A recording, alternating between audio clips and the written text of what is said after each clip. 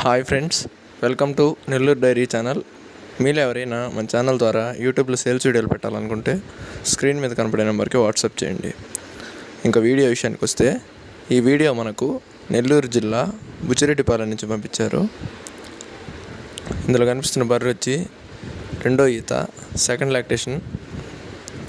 ఈనడానికి ఒక వారం టైం ఉంది, డెలివరీకి 1 వీక్ టైం ఉంది.